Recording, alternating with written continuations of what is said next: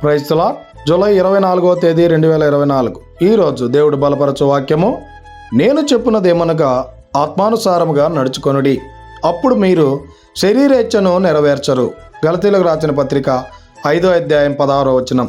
ప్రియమైనటువంటి దేవుని బిడ్డలారా, ఈ ఉదయకాల సమయంలో ఎప్పుడైతే ఆత్మానుసారముగా మనం నడుచుకుంటామో, దేవుని యందు భయభక్తులు కలిగి ఆయన యందు నమ్మకం ఉంచి మనము ఆత్మానుసారంగా ఎప్పుడైతే నడుచుకుంటామో, శరీరానికి కలిగేటువంటి కోరికల్ని, ఏమి తినాలా, ఏమి త్రాగాలా, ఏమి ధరించుకోవాలా, ఇలాగా మన శరీరాన్ని సుఖపెట్టాలి అనేటువంటి దాన్ని మనము నెరవేర్చమని దేవుని మాటలు సెలవిస్తూ ఉన్నాయి.